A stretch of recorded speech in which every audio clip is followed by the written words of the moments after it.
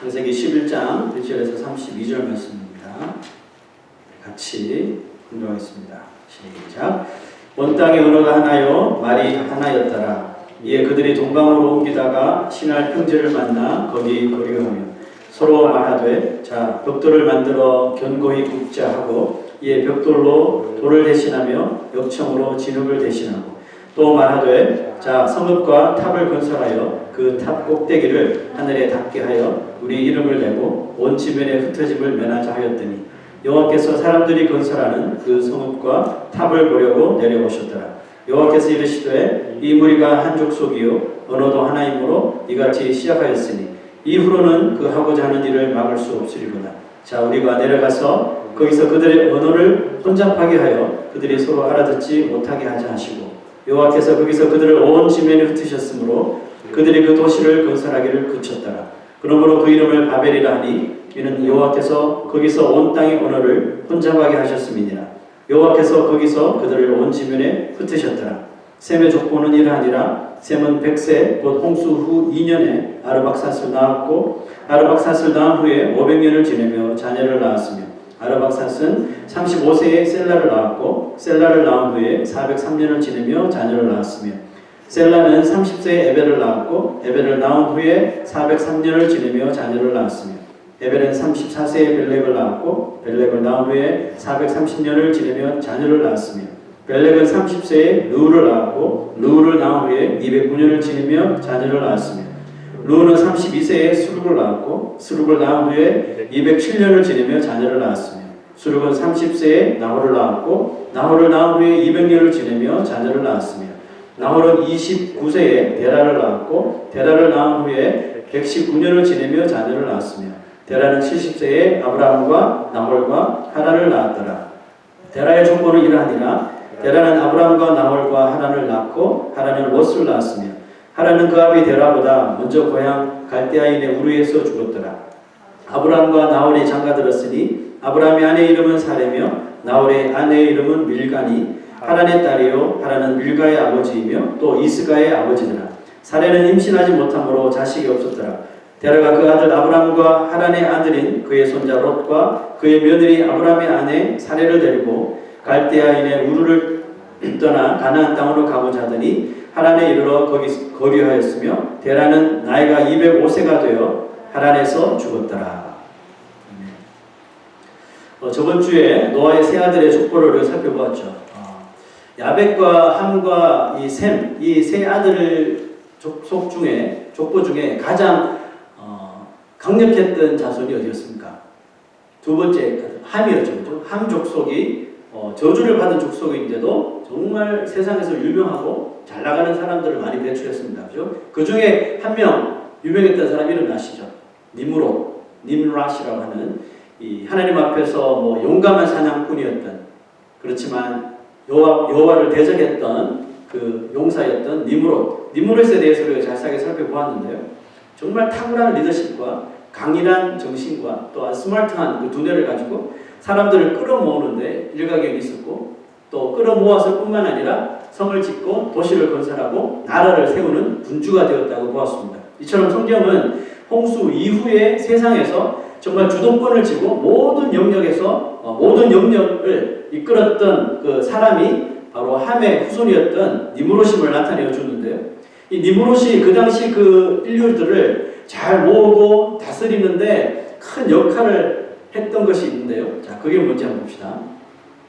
온 땅의 언어가 하나요 말이 하나였더라.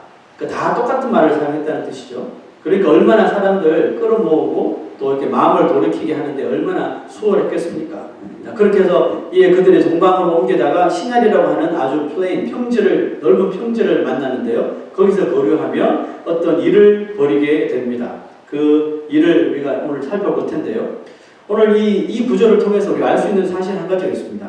오늘 살펴볼 이 11장이 저번 주 보았던 10장, 그러니까 야벳과 함과 이 셈의 이 족보들 있죠.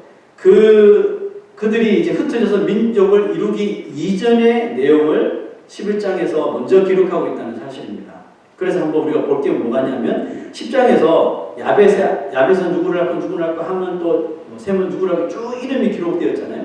그 이름이 기록된 후에 각 이 족속마다 마지막 구절에 똑같은 이 구절을 기록했는데요. 그 구절 한번 봅시다. 각기 언어와 종족과 나라들이었다. 그래 야벳은 야벳대로, 함은 함대로, 셈은 셈대로 이제 흩어지는데 무엇을 바탕으로 흩어지나 보니까 그들의 랭귀지, 그러니까 언어가 랭귀지가 같은 사람들끼리 종족을 이루어서 이제 민족을 이루고 흩어졌다는 거예요. 그러니까 11장의 사건이 10장보다 먼저 있었다는 것을 우리가 알 수 있겠죠. 자, 이 세 사람의 후손들이 각자 흩어지게 된 이유가 결국 언어가 같았기 때문이라는 뜻이죠. 그러니까 오늘 본문은 이들이 어떤 사건을 통해 흩어지게 되었는지에 대하여 이제 중요한 말씀을 기록하고 있습니다. 정말 그 당시 온 인류가 뭐 지금보다는 많지 않겠죠. 세 잔해에서 이제 갈라졌으니까. 하지만 온 인류를, 그래도 인류는 인류죠. 모든 지구 전체 사람들이니까. 이 사람들을 자기 손안에 넣고 막 쥐락펴락했던 사람이 바로 니무롯인데요. 니무롯은 사람들을 이끌고 신할 평지로 이동합니다. 이동을 하였고 그곳에서 드디어 정말 하나님께서 원치 않는 큰 일을, 프로젝트를 만들게 되는데요. 그것이 바로 그 이름도 유명한 바벨탑 사건, 바벨탑을 쌓는 일이었습니다. 여러분, 이 탑 이름이 원래 바벨탑이 아닙니다. 그냥 큰 성읍과 탑을 쌓는 게 목적이었는데 왜 이게 바벨탑이 되었어요? 하나님께서 이제 심판하시고 혼잡하게 했다는 뜻에서 이제 베이볼에서 바벨탑이라고 이렇게 부르는 거죠. 하여튼 뭐 바벨탑으로 말합시다. 이름이 없으니까. 근데 보니까 이들이 이전에 그 전까지 뭐 집을 짓는, 건물을 짓는 방식에서 탈피해가지고 새로운 신기술을 개발한 게 보입니다. 이전까지는 돌과 진흙을 사용해서 집을 만들었대요. 그러니까 뭐 집이 얼마나 뭐 볼품이 없겠죠. 삐뚤삐뚤하고 뭐 비 오면 또 이거 무너져 버리고 뭐 이런 정도였었는데 이들이 발견해낸 게 벽돌입니다. 와, 그 시대에 벌써 이렇게 벽돌을 만들었다는 게 대단하지 않습니까? 벽돌을 만들고 또 구워내는 기술이 개발되었는데요. 그럼 돌로 또 진흙으로 집을 짓든가 하고 벽돌을 쌓아서 집을 짓는 걸 사람들이 보니까 아주 기가 막힌 거죠. 특히 이런 환상적인 일을 할 수가 있나? 사람들이 다 마음을 그 니무롯이 주동이 되어서 하는 바벨탑을 짓는 일에 사람들이 마음을 뺏길 수밖에 없는 거예요. 그죠? 그러므로 우리가 사람의 마음을 빼앗는 것들이 살다 보면 있잖아요. 우리의 마음을, 우리 눈을 막 홀리고 우리의 마음을 빼앗는 이런 일들이 만약에 보이면 우리 믿는 사람들은 혹 잡지 마시고 한 번씩 이렇게 조심을 하셔야 돼요. 그래서 성경에 보면 사람의 마음을 이렇게 흔들고 사람의 마음을 미혹하는 것들이 항상 죄가 도사리면서, 그죠? 하와도 그 뱀이 이렇게 마음을 흔들잖아요. 그래서 혹 넘어가게 되고, 삼손도 데릴라라고 하는 그 여자 때문에 마음이 흔들리고, 압살롬의 이 외모 때문에 이스라엘 사람들의 마음이 막 흔들리고, 그 다 이게 죄 짓는 것들이라는 거죠.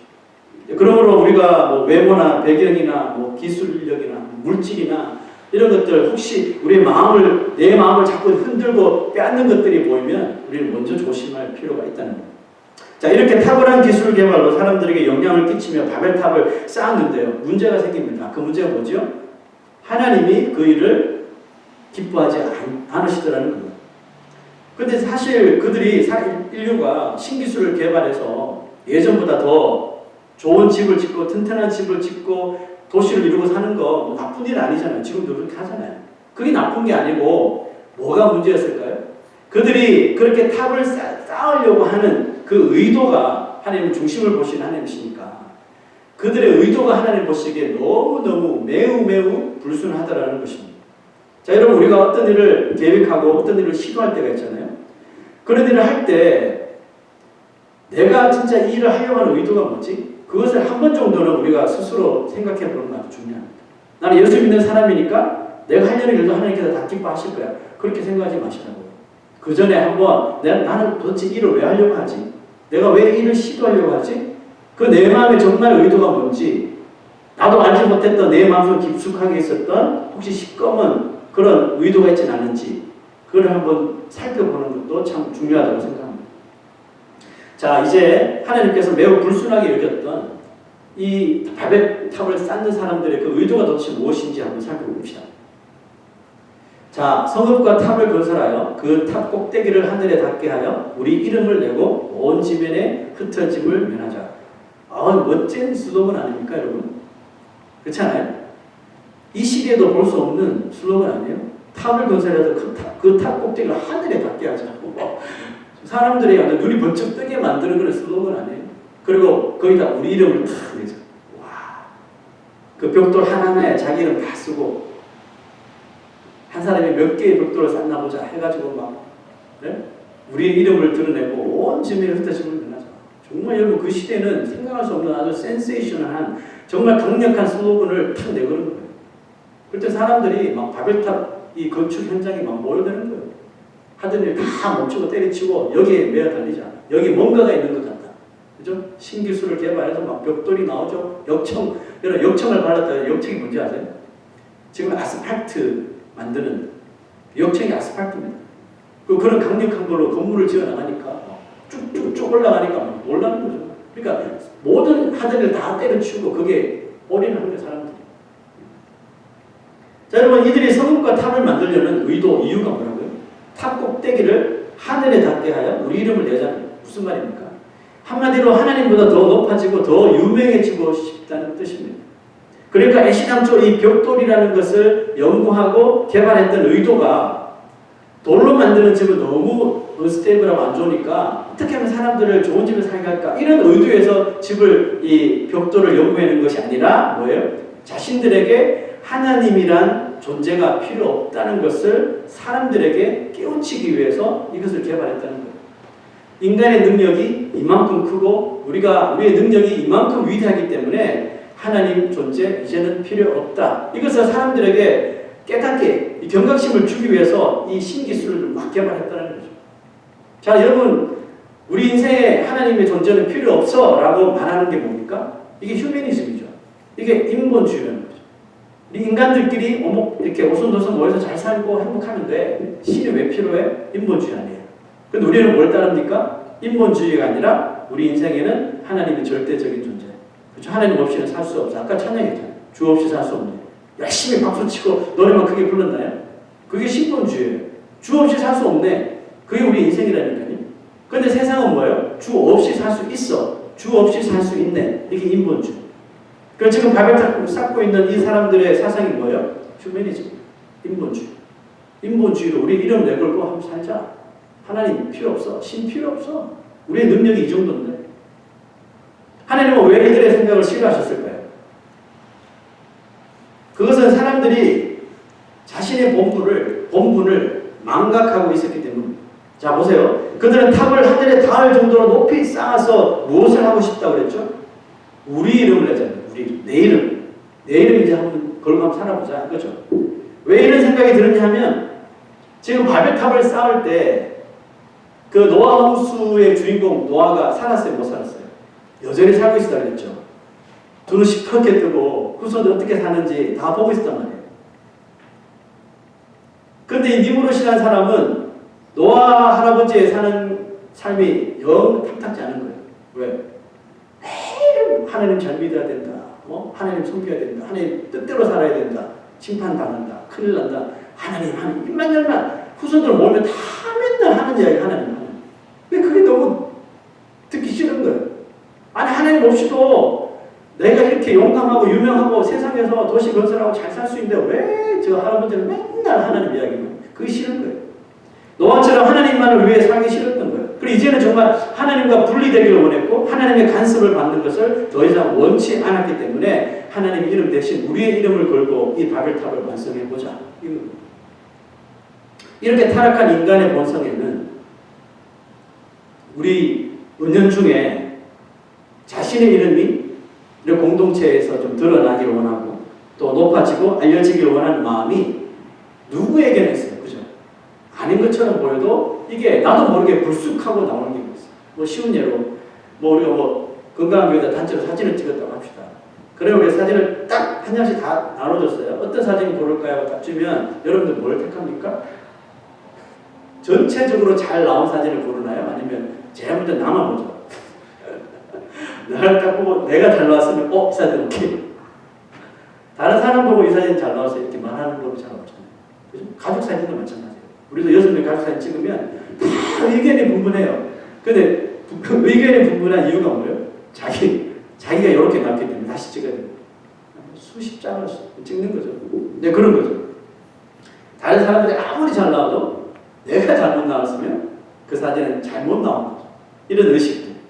큰 일이든지 작은 일이든지 상관없이 자신의 이름을 남들이 좀 알아봐 주길 원하는 거죠. 그래서 우리 무엇인가 세상에 뭐 사회적으로 도네이션을 한다든지 아니면 학교에 도네이션을 하고 뭐 교회 도네이션을 하고 이러면 자신의 이름을 넣어서 뭔가 어떻게든 좀 이름을 남기기를 좋아하죠. 이 교회도 제가 우리 교회가 10년이 넘게 렌트해서 참 감사한 교회인데 하나 마음에 안 드는 게 있어요. 뭐냐 하면 물론 이제 홀을 파티장으로 쓰는 것도 안 들지만 이 본당에 보면 이런 패들 있죠. 덕지덕지 붙어있는 뭐가 이런 모르는 사람들 아마 한번 보셔. 뭐냐 하면 누가 이거를 데디케이트 했느냐, 누가 이 월계를 교회에 헌납했느냐, 누가 뭐 했느냐, 누가 뭐 했느냐. 여기뿐만 아니라 교회 중간에 있어서 다 붙어있어요. 이거 건들면 큰일 나요. 저희 프로젝트 때문에 자꾸 가려가지고 이걸 떼었거든요. 금방 컴플레인이 돼. 이거 왜 떼냐고. 이거 도네이션 한 사람이 보면 얼마나 가슴 아프겠어요. 떼지 말라는 거예요. 그래서 제가 붙여놓고 하는 거예요.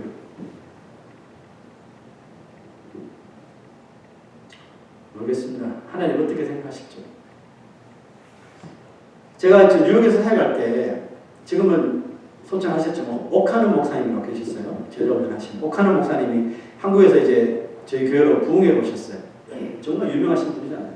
그런데 그분이 첫날 이제 설교를 딱 하기 전에 한마디 충고를 하겠다고 하면서 설교를 시작하는 거예요. 이 교회에 한마디 충고를 하겠다고. 깜짝 놀랐죠. 우리 뭘 잘못했는데. 그때 제가 찬양 인도했는데 찬양이 너무 길었나? 가슴을 졸이면서 들었죠. 그랬더니 이 말씀 다 하시더라고요. 내가 이 교회 들어오면서 본 게 있던데 너무 내가 기분이 안 좋았다는 거예요. 그게 뭐예요?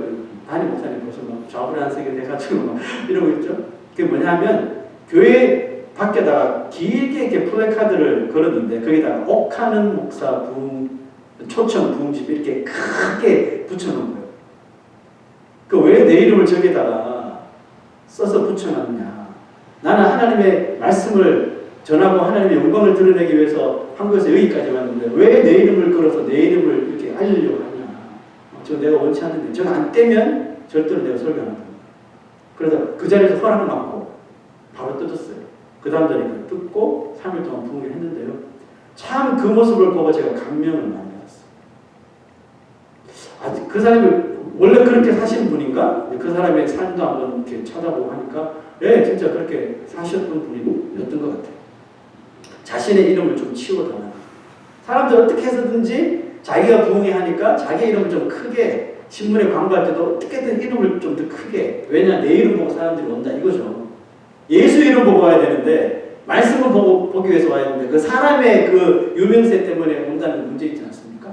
그러니까 그 목사님이 그것을 알고 이름을 빨리 지으라고 하더라고요.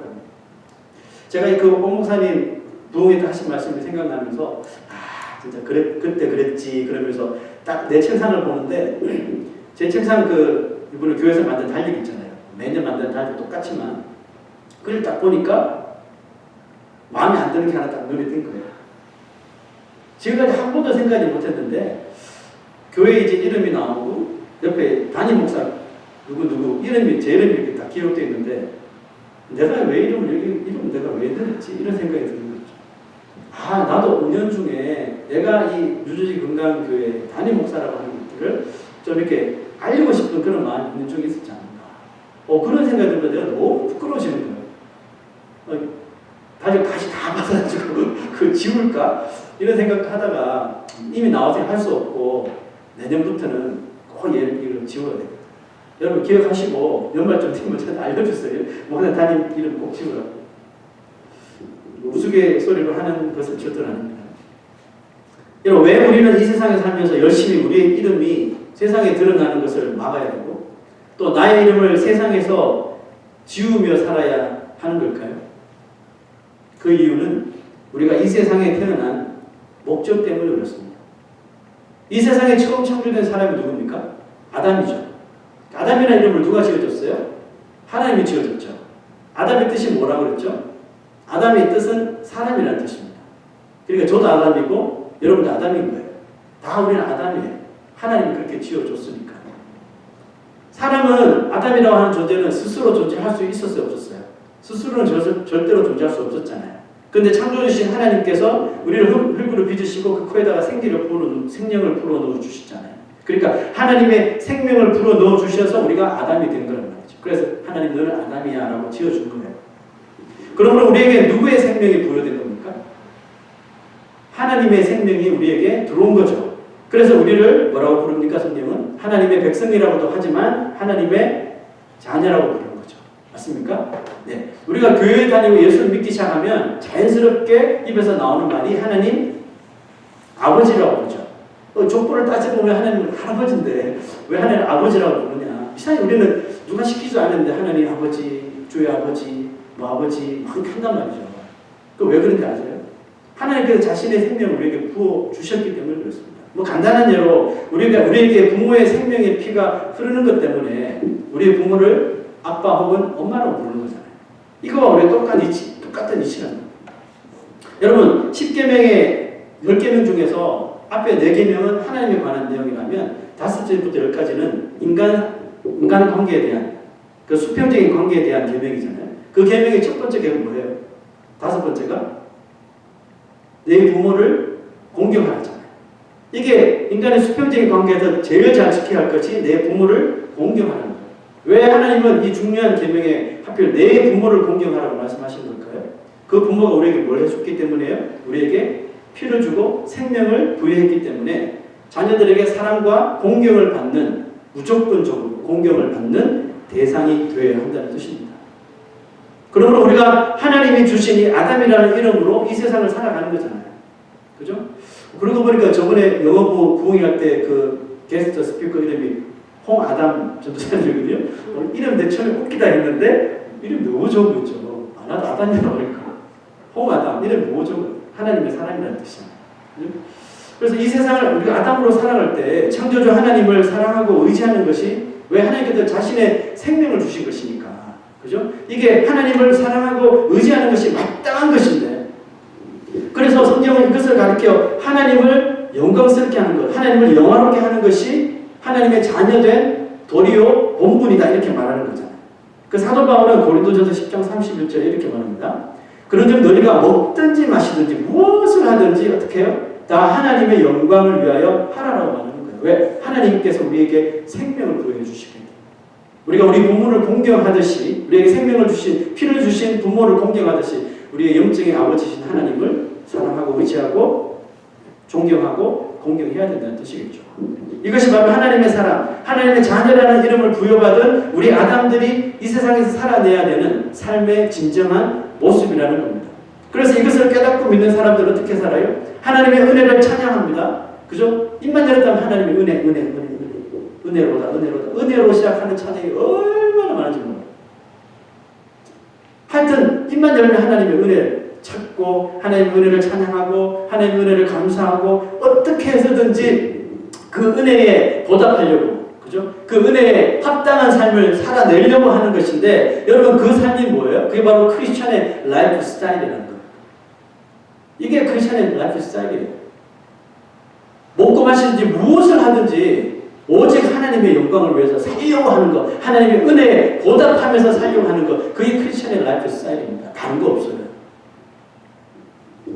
바벨탑을 쌓으려는 인간들의 본심이 무엇이었습니까? 하나님의 자녀라는 이름 이제 지겨워. sick of it. 내팽개쳐 버리자. 그죠? 이거 내팽개쳐 버리고 이제 우리의 이름을 좀 걸고 살자. 하나님 타이틀을 벗어버리고 우리의 이름을 내고 싶었던 거예요. 우리는 이제 하나님의 아담이 아니라 하나님의 사람이 아니라 세상에서 유명하고 세상에서 용감하고 네피림처럼 강하고 니므롯과 같은 지혜로운 영웅으로 이 세상을 살아갈 것이다. 우리 하는 것을 잘 보라 하고 바벨탑을 열심히 쌓아간 거예요. 그러면서 하나님께 대항하고 하나님 앞에 도전장을 내밀었던 겁니다. 그래서 이들이 하나님께 도전하기 위해서 선택한 것이 뭐였어요? 우리의 이름을 내고 그 다음에 뭐였어요? 온 지면에 흩어지는 것을 막자 이거였잖아요. 흩어지는 것을 막자. 그냥 똘똘 뭉치자 이거잖아요. 이런 왜 그들은 흩어지는 것을 두려워했을까요? 사람은 본능적으로 소수보다는 다수가 강하다는 것을 알고 있어요. 그렇죠? 그래서 이와 같은 자아가 발동된 인간들이 흩어지지 말고 정말 그 신한 평지에 똘똘똘 뭉친다면 하나님보다 우리가 충분히 강해질 수 있다고 믿었던 거죠. 그런데 미안하지만 그것은 엄청난 착각이었던 거죠. 이런 생각을 하는 사람들 보신 하나님이 내려오셔서 어떤 반응을 보여주셨어요? 쟤들 정말 똑똑하네?가 아니라 보십시오. 여호와께서 이르시되 이 무리가 한 족속이요 언어도 하나이므로 이같이 시작하였으니 이후로는 그 하고자 하는 일을 막을 수 없으리로다. 하나님께서 인간들 하는지 못 막을 거 있을까요? 없을까요? 없죠. 근데 왜 이런 말이 있어요? 이거 여기서 안 막아주면 얘들 이것보다 더 큰 엄청난 죄 지을 거예요. 그러니 심판 받을 수밖에 없도록 얘들이 빨리 할 걸. 그래서 이쯤에서 빨리 못하도록 막자 이런 뜻이겠죠. 계속 보죠. 자, 우리가 내려가서 거기서 그들의 언어를 혼잡하게 하여 그들이 서로 알아듣지 못하게 하시고 여호와께서 거기서 그들을 온 지면에 흩으셨으므로 그들이 그 도시를 건설하기를 그쳤더라. 참 공교롭게도 그들은 한 언어를 사용해서 사람들이 뭉치기가 너무 편했는데 하나님께서도 이 언어를 혼잡하게 함으로 인해서 이 바벨탑 짓는 건설을 컨스트럭션을 막아버렸다는 거죠. 너무나도 간단하게. 하나님이 그들을 흩으시기 위해서 사용하신 방편이 왜 하필 언어를 혼잡하게 하는 것이었을까요? 뭐 다른 것도 많잖아요. 더 그냥 시각적으로 눈에 보이게 막 손이 나타나서 팍 하고 바벨탑을 때리든지 뭐 이렇게 땅을 흔들든지 하면 더 시각적인 효과가 많은데 왜 하필 언어를 그냥 혼잡하게 만들었을까요? 분명히 이유가 있겠죠. 여러분, 만약 우리 인류가 지금까지 창조 때부터 지금까지 한 언어만 지금까지 사용하고 있다면 어떤 일이 벌어졌을까요? 지금보다 훨씬 부강해졌을까요? 아니면 좀 나빠졌을까요? 짧은 시간이지만 한번 상상해 보십시오. 모든 인류가 똑같은 언어를 쓴다. 첫째는 이제 영어 공부하는 도 좋으니까 좋고 뭐 좋겠죠. 이런 거는 좋지만 좀 다른 우리의 삶을 본다면 여러분 어떨 것 같아요? 더 잘 됐을 것 같아요? 더 안 됐을 것 같아요? 뭐 둘 다 속하겠죠. 저는 어떤 생각이 들었냐면 만약에 지금까지 이 인류가 한 언어만 계속해서 사용했다면 이 땅에 하나님의 최후 심판이 훨씬 앞당겨졌을 것이다. 이런 생각이 들었어요. 여러분 그 고대 시대에도 그 한 언어 때문에 이 바벨탑이라고 하는 거대한 프로젝트를 벌였잖아요. 하나님이 그렇게 싫어하시는. 그런데 더 똑똑해진 이 문명사회에서 모든 인류가 한 언어를 사용하고 있다면 여러분 과연 어떤 죄악의 바벨탑들을 쌓아 올렸을까요? 불을 보듯 뻔하죠. 훨씬 이 최후의 심판이 앞당겨졌을 거라고 생각돼요. 그러고 보니까 그럼 하나님께서 이 언어를 혼잡하게 하는 심판을 내리신 것이 인류를 멸망시키려고 하는 것이 아니라 인류를 더욱더 삶을 보장하시기 위해서 흩트려 주셨구나라고 우리가 생각할 수 있겠죠. 감옥 안에는 죄수들이 많잖아요. 그 죄수들이 간수들 몰래 한 자리에 모이는 것을 금지한대요. 그래서 만약에 허락 없이 죄수들이 자기들끼리 이렇게 삼삼오오 모이면요, 간수들이 휘슬을 불고 다 이렇게 흩어버린대요. 왜 그럴까요? 감옥 안에 죄수들이 자기들끼리 이렇게 몰래 모이면 뭘 생각할까요? 어떻게 하면 또 다른 죄를 지을까? 죄가 없을까? 크라임이 없을까? 우리가 이 감방에 나가면 또 무슨 죄를 함께 지을까? 이런 거 연구하고, 아니면 감옥에서 마음에 안 드는 누구 죽일까? 이거 생각하고, 그 죄수들의 생각에는 더 죄를 지을 것만 생각하기 때문에 죄수들이 모이는 것을 간수들이 다 흩어버리는 거예요.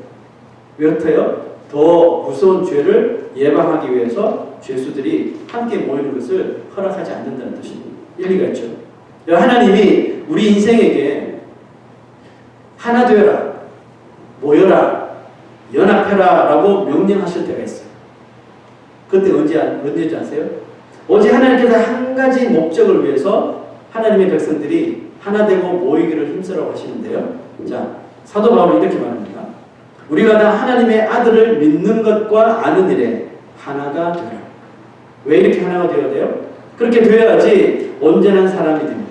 온전한 사람을 이루어 그리스도의 장성한 분량이 충만할 때까지 우리 믿음이 쑥쑥쑥 자라고 성숙되어진다는 것. 이를 위해서 하나 되어라, 마음을 모아라, 연합하라 명령하시는 거예요. 하나님이 우리가 예수 그리스도를 믿고 아는 일에 하나가 되는 일에만 연합을 허락하신 이유가 무엇일까요? 죄인된 인생이 그 죄악을 벗고 온전한 사람으로 살아갈 수 있는 유일한 방식, 유일한 길이 되기 때문에 그렇죠. 자, 여러분, 죄악을 벗은 온전한 사람의 모습, 어떤 모습일까요? 자, 그 다음 구절 보시죠. 모든 겸손과 온유로 하고 오래 참음으로 사랑 가운데서 서로 용납하고. 여러분, 이런 인품, 이런 성품이 어디서 나온다고요? 하나님의 아들을 믿는 것과 아는 일에 우리 온 마음을 다 들여 하나 둘 때 이런 성품, 이런 인격을 주님께서 허락해 주신다는 거죠. 그래서 평안의 면줄로 성령이 하나 되게 하신 것을 힘써 지키라는 겁니다. 여러분, 우리는 하나님의 명령에 순종함으로 발생하는 이와 같은 인품과 인격으로 서로 화평할 수 있게 된다는 사실을 믿으시길 부탁합니다. 그러므로 성령께서 이렇게 우리 교회를, 우리 공동체를 하나 되게 하실 때, 우리 가정을 이렇게 하나 되게 하실 때 우리는 어떻게 돼요? 이것을 절대로 빼앗기지 말고 힘써 이것을 지켜 나가야 하는 거예요. 그러면 그것을 힘써 지키기 위해서 뭐 하라는 겁니까? 더 모이라는 거예요. 그죠? 모이기를 피하는 어떤 무리들의 습관과처럼 하지 말고 좀 교회에서 경건의 목적으로 뭐 모이자, 예배 드리자, 기도하자 하면 뭐 이것저것 따지지 말고 좀 모이라는 뜻이에요. 네? 모이셔 그냥. 이것저것 따지지 말고 생각하지 말고 변명거리 찾지 말고 모여요. 모이면 여기서 뭔가 일이 일어난다니까요. 아멘? 예. 그래서 오셔요. 오셔서 얼마나 좋습니까? 와서 하나님의 영광스럽게 하는, 공식적으로 하나님을 영광스럽게 하는 자리 아니에요? 이 돈 주고라도 와야 되는 거, 콜택시 타고라도 와야 되는 거예요. 와서 하나님을 예배하고 찬양하고 예? 기도하고. 금요일 한번 보겠습니다. 여러분, 이제 하나님께서 바벨탑을 중단시키시고 인류를 강제로 흩어버리신 진짜 원인, 근본 원인을 한번 살펴볼 텐데요. 진짜 중요한 내용입니다. 그 원인을 잘 설명해 주는 말씀이 뭐냐 하면 오늘 우리가 지겹게 읽었던 몇 살에 낳고 죽고 이거요. 네. 바벨탑 사건 이후에 곧바로 기록되고 있는 셈의 족보를 보면 됩니다. 바벨탑이 중단되고 드디어 인류가 흩어지게 되었는데 결정적인 역할을 한 것이 바로 언어라고 했죠. 랭귀지라고 했죠. 그런데 같은 언어를 사용하는 사람들끼리 이제 모이게 되잖아요. 니하마 하면 니하마까지 다 모여야 되고, 안녕하세요 안녕히 이렇게 다 모일 거 아니에요. 그 얼마나 혼잡스럽겠습니까? 상상 한번 해보니까 와 진짜 난리도 그런 난리가 없었겠죠. 같은 말 쓰는 사람들끼리 다 모여서 종족을 이루고 이제 민족을 이루고 흩어지는데 셈의 후손들이 흩어짐을 통해서 셈의 자손들에게 변화가 생기기 시작했다는 것. 자, 여러분 기억나십니까? 저번 시간에 셈의 족보 가운데 아주 중요한 이름 하나가 등장했었죠. 에롯이라는 사람인데 그 사람의 이름은 건너가다는 뜻입니다. 에벨 기억나시죠? 오늘 읽었는데 에벨. 네, 건너가는 자라는 뜻을 가진 에벨. 성경은 이 에벨의 아들의 이름을 기록하면서 그 당시 일어났던 일을 또 같이 설명해 주고 있었죠. 자, 그게 이 구절입니다. 에벨은 두 아들을 낳고 하나 이름을 벨렉이라 하였으니 그때에 세상이 나뉘어졌습니다. 뭘로 나뉘어졌을까요? 바벨탑에 이제 하나님의 심판을 받아서 언어가 혼잡해지는 바람에 이제 여러 민족으로 나뉘어졌다는 것이겠죠. 그때의 세상이 나뉘었습니다. 에벨이 아들을 낳았을 때 그때 이제 나뉘어졌다는 뜻이겠죠. 에벨은 바벨탑이 하나님의 심판을 받는 것을 봤겠죠. 그러니까 노아 할아버지가 맨날 하시던 이야기가 저거 하나님 뜻이 아니다. 저렇게 계속 가면 하나님한테 혼난다. 두고 봐라.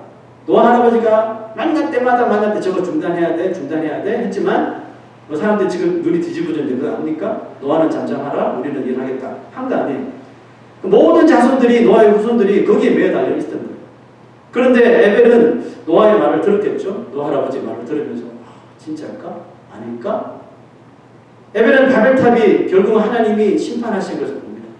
뭐 아수라장이 됐겠죠. 그렇죠? 하루아침에 어제까지 막 좀 있으면 하늘에 닿겠다 이랬는데 하루아침에 언어가 다 섞여져 버리니까 일을 할 수가 없는 거 아니에요. 대혼란이 일어나면서 그냥 누가 어떻게 뭐 말하지도 않은데 그냥 공사가 중단돼 버린 거 아니에요. 이것을 보면서 노아 할아버지 말이 맞았나. 하나님께서 원치 않는 일입니다. 하나님의 심판을 받는 것을 보면서 이제 자신과 같은 언어를 사용하는 사람들을 모으다 보니까 어떤 사람들이 모여요? 노아의 말을 잘 듣는 후손들이 모이더라는 거죠. 같은 언어를 사용하는데 그 언어로 하나님을 영화롭게 하기를 원하는 사람들이 모이더라는 것입니다. 희한하게도, 공교롭게도, 놀랍게도 이런 역사가 일어나더는 것이죠. 그러면서 그 종족을 이끌고 이건 정말 하나님의 뜻이다. 하나님께서 뭘 원하실까? 이 니무롯이 주도하는 이 세상을 완전히 떠나야 되겠다. 이런 결심을 하게 되는 거죠. 그때의 세상이 나뉘었습니다. 이렇게 기록하고 있잖아요. 그때가 바로 이때라는 거예요. 이 에벨이라는 사람이 노아 할아버지의 그 말대로 이 이루어진 것을 보면서 결심을 하게 된 그때. 이때 나누어진. 그러니까 그때의 세상이 나뉘어졌다라는 의미가 야벳, 함, 셈 계열로 유럽으로, 아시아로, 아프리카로 이렇게 나누어졌다는 시각적인 뜻도 있지만 더불어서 영적인 의미는 뭐냐면 하나님을 완전히 떠나는 민족과 하나님을 다시 섬기는 민족으로 나뉘어졌음을 의미하고 있는 거예요. 자, 여러분, 제가 성경을 이렇게 보면서 깜짝 놀란 게 에벨이 그 당시 두 아들 낳았다고 그랬잖아요. 근데 한 아들 이름이 뭐예요? 벨렉이라는 사람이잖아요. 근데 왜 이름을 벨렉이라고 지었는지 아세요? 벨렉이라는 이름의 뜻이 나뉘어지는 뜻이에요. 그러니까 에벨이 하나님의 심판이 바벨탑이 일어난 것을 보고 뭘 한 거예요? 작심을 한 거예요. 저렇게 살아서는 안 된다. 그래서 자기 아들의 이름을 벨렉, 나뉘어짐이라고 그냥 딱 지어버리고 우리는 나뉘어져야 됩니다. 니무롯이 주도하는 세상에서 우리는 무조건 나뉘어진다. 저는 소름 좀 끼쳤는데 진짜 신기하지 않습니까? 하나님께서 인간의 욕심, 탐심, 교만의 상징인 바벨탑을 심판하시고 흩어버리신 것처럼 이런 지금 이 시대에도 하나님께서 바벨의 심판하시는 거 아시나요? 또 오늘을 혼잡시킬 일이 계신가? 이렇게 생각할 수도 있는데 잘 생각해 보십시오. 하나님은 그의 백성들, 그의 자녀들, 그의 아담들이, 이 신자들이 하나님의 영광을 위해서 하나님의 그 생명을 받아서 영광스럽게 창조되어서 이제는 삶에서 하나님의 영광을 위해서 살도록 이렇게 창조되었는데 지원바 되었음에도 불구하고 그렇게 살지 못하고 세상의 니무롯들에게 굴신굴신거리고 또 자신만의 바벨탑을 쌓으며 살아간다면 하나님께서 어떤 바벨의 심판을 내릴 것 같아요? 어느 날 갑자기 우리의 삶을 혼잡하게 하실 거예요. 우리의 말들을 혼잡하게 하실 거예요. 우리가 움켜쥐고 있던 것들을 다 흩어버리실 것입니다. 예를 들어볼까요? 잘 나가던 사업이나 일들이 어느 날 갑자기 꼬꾸라져 버립니다. 아무 문제 없었던 이런 사람들의 관계들이 흐트러지기 시작합니다. 우리가 흔히 관계가 좋았던 관계가 깨어질 때 발생하는 것이 되게 말이 통하지 않기 때문에 깨어지잖아요. 그죠? 그게 배우자도 마찬가지고 또 가족들의 관계도 비즈니스 관계도 마찬가지고 정말 말 잘 통하고 눈빛만 보면 다 통했던 사람이 어느 날부터 말이 안 통합니다. 너 왜 이렇게 말해? 너 이게 무슨 뜻이야? 말이 안 통해 지금. 말이 혼잡스러워지는 거예요. 그러면서 분쟁이 생기고 충돌이 생기게 되겠죠. 그죠? 부부관계도, 자녀와 부모 관계도, 친구 관계도 어느 날 갑자기 깨어지는 게 다 말이 안 통하면서 시작되는 거예요. 그러면서 여기저기서 물 새듯이 심각한 상황들이 벌어진다는 것입니다. 여러분 이게 하나님께서 바벨을 심판하시는 그 심판을 이 시대에도 똑같이 하신다는 거예요. 내가 하나님의 뜻대로 살지 못하고 내 자아가 이끌어도 내 욕심대로 어떤 세상적인 일을 거기에 발 담그고 살고 그러면 하나님께서 이렇게 이상하게 말 안 통하는 일을 만들어버린다는 거예요. 그래서 잘 풀리던 일이 콱 막혀버리고 가족들과 관계도 깨지고 그렇게 말 잘 듣던 자녀들이 막 대들기 시작하고 뭐 이런 일들이 막 벌어져요. 뼈 중에 뼈, 살 중에 살이라고 부르던 아내와 남편 관계가 막 깨어지고 왜 말 그렇게 왜 나를 우습게 봐? 뭐 이런 일들이 막 벌어진다니까요. 그럴 때 만약에 우리 삶 가운데 그런 일이 벌어질 때 과연 우리 신자들은 어떻게 생각해야 될까요? 계속 이 함의 자손들처럼 하나님보다 바벨론의 심판을 보았음에도 불구하고 여전히 하나님보다 니므롯을 따르며 또 다른 바벨탑을 쌓기 위하여 또 이렇게 작당모의하게 해서 세상에서 모여야 할까요? 아니면 에벨처럼 그들과 나뉘어지라는 하나님의 뜻으로 받으며 이제는 우리 민족은 우리 종족은 좀 하나님을 경외하는 쪽으로 완전히 턴해야 돼. 이런 결심을 해야 되겠습니까? 에벨은 니므롯이 주도하는 세상에서 동거하는 삶이 하나님의 뜻이 아님을 흩어짐을 통해 깨닫게 되고 아주 철저하게 이전의 삶으로부터 나뉘어짐을 택합니다. 오죽 작심했으면 아들의 이름까지 나뉘어짐이라고 정하면서 흩어졌을까요? 흩어짐을 통해 무슨 일이 에벨에게 일어났을까요? 당장 좋은 일들이 막 터졌을까요? 안 좋은 관계가 막 다시 좋게 되고 막 무너졌던 빚이 일어나고 막 좋은 나빴던 관계들은 회복되고 막 이런 일이 벌어질까요? 여러분 우리가 이렇게 하나님 뜻대로 살지 못하다가 이렇게 바벨의 심판을 받은 후에 에벨처럼 회개하고 다시 정말 세상과 나누어지기 위해서 선을 긋고 정말 경건한 삶을 살기 시작하면 금방 막 이 전이 뒤집듯이 막 좋은 일로 막 변화되던가요? 아니잖아요. 그 깨어진 관계 때문에 내가 저질러 오는 일 때문에 얼마나 삶이 더 힘들어지는지 몰라요. 그죠? 더 관계도 나빠지고 더 일도 안 되고 막 진짜 죽고 싶은 일들이 여러분 얼마나 많이 일어납니까? 여러분 에벨도 마찬가지였다는 것이죠. 하나님의 심판임을 깨닫고 돌아서긴 했는데 막막한 거예요. 바벨탑에 모든 걸 걸고 살았는데 짝도 잃어버려, 돈도 잃어버려, 집도 잃어버려, 흩어져야 되니까 막막한 거예요. 그럼에도 불구하고 에벨은 자기가 선택한 하나님의 심판을 보고 흩어지기를 원하시는 하나님의 뜻을 알고 정말 똑같은 언어를 사용하고 똑같은 말로 하나님을 경외하는 사람들과 어울려 한민족으로 이뤘을 적에 서서히 드러나는 하나님의 놀라운 은혜를 발견하기 시작합니다. 어떻게 보면 이 에벨에서부터 시작해서 세상이 나뉘어졌어요. 에벨에서부터 새롭게 경건 운동이 시작되었다라고 보면 되는 거죠. 여러분 우리가 세상에 정말 발붙이고 살다가 하나님 이런 바벨의 심판을 받고 정신을 차리고 내가 이제 좀 정신 차리고 하나님의 영광을 살아야지 할 때 그때부터 경건의 운동이 나 때부터 시작된다는 사실이에요. 그거 정말 위대한 시작입니다. 정말 중요한 시작이에요. 이거 평생 못하다가 지옥 가는 사람 얼마나 많아요. 평생 나는 교회 다니고 경건한 척하고 살았는데 알고 봤더니 그게 아니었다는 거죠. 한 번도 경건의 운동을 시작한 적이 없었던 사람인 거죠. 그래서 여러분 벨렉이라고 이름을 딱 짓고 완전히 돌아서야 되는 거예요. 그냥 어슬렁어슬렁 니므롯 세상에서 어슬렁어슬렁 하다 보면 죽도 밥도 안 된다니까요.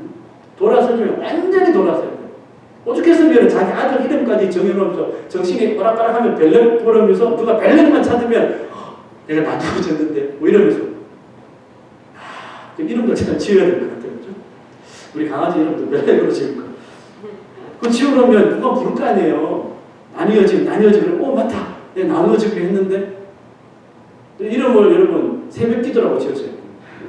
새벽기도야 이러면 새벽기도 못하면 깜짝 놀라서 일어나고 그렇다니까요. 한번 해보고 싶어요. 자동차 이름을 금요기도에 이렇게 지어보세요. 야, 달라진다니까요. 정말 에벨도 경건의 삶을 시작했지만 정말 힘들었을 거예요. 그죠? 그런데 그의 선택을 통해 그의 후손에게서 무슨 일이 벌어지는지 한번 보십시오. 몇 대 지나지 않아서 그의 후손들의 이름만 들어도 가슴이 뜨거워지는 아브라함의 이름이 쫙 등장합니다. 이 사람에 대해 더 말할 필요가 있습니까? 하지만 아브라함의 출현이 기독교에 어떤 영향을 끼쳤는지 딱 한 구절이 설명해 주는데요. 보십시오. 신약을 시작하는 마태복음 1장 1절에 아브라함의 이름이 떡하니 나옵니다. 아브라함과 다윗의 자손 예수 그리스도의 계보라. 아멘. 구원의 계보의 첫 이름이 아브라함으로 딱 등장하는 거죠. 근데 이 아브라함이 등장하기 이전에 무엇이 있었어요? 에벨의 결단, 경건 운동의 시작되었기 때문에 아브라함이라는 존재가 출현할 수 있게 됐다는 것이죠. 여러분, 내 대해서 정말 경건의 신앙, 벨렉, 세상과 나뉘어진다는 경건 운동이 시작되고 싶죠. 점점점 우리의 후손들, 후손까지 생각하냐, 내 대해서 자세가 끝나듯이 아니라는, 예? 계속 신앙의 믿음의 유산을 남겨서 우리 후손들 중에 아브라함 같은 존재가 일어나가지고, 예? 세상을 막 성령의 바람으로 막 일으키고, 이런 기대 좀 하시라니까요. 아브라함과 다윗의 자손 예수 그리스도의 계보라. 정말 기가 막힌 세 명의 이름 가운데 아브라함의 이름, 에벨의 자손이 쫙 등장하지 않습니까? 흩어짐은 분명히 우리의 삶을 잠시 혼란스럽게 만들 수 있어요. 그죠? 하지만 하나님이 우리의 삶에 말이 통하지 않는 혼란과 나의 삶을 흩으시는 일이 발생하더라도 이 에벨처럼 하나님의 뜻을 구하며 경건의 운동을 시작하며 경건의 삶을 살아간다면 그 흩어짐을 통해 놀라운 내가 생각하지도 못했던 하나님의 은혜가 우리의 삶에 조금씩 부어질 것을 믿으시기 바랍니다. 여러분, 때로는 우리의 죄와 불순종으로 인한 흩어짐도 분명히 있겠죠. 너 그렇게 살래? 강제적으로 이렇게 두들겨 맞고 흩어짐도 분명히 있겠죠. 그런 흩어짐도 있지만 우리가 바이블 타임에 사도행전 있잖아요. 그 초대교회 보니까 강제로 잘못한 것도 없는데 강제로 다 흩어버리잖아요. 왜요? 복음을 흩어뜨리기 위해서. 그죠? 경건한 사람들 강제로 흩어지는 이런 흩어짐도 있단 말이에요. 그런데 죄를 지어서 어떤 가지에서 흩어지든지 복음을 전하기 위해서 흩어지든지 이 둘 흩어짐 모두 다 뭐가 있어요? 그 안에 하나님의 뜻이 있고 하나님의 허락하여 주신 것이라고 믿는다면 결국 생각지도 못한 구원의 은혜를 우리의 삶 가운데 베풀어 주신다는 것을 여러분 기억하셔야 합니다. 그러므로 우리가 묵묵히 우리를 보내신 흩어진 그 자리에서 흩어뜨림을 당했으면 그 자리에 있을 거 아니에요. 우리를 보내신 그 자리에서 뭘 합니까? 하나님을 기억하며 하나님을 예배하며 하나님을 정말 생명을 다해서 섬기는 또 하나님의 영광을 위해서 먹고 마시며 무슨 일든지 감당할 수 있는 저와 여러분 되시기를 주의 이름으로 축원합니다. 일어나셔서 헌신의 찬송하시기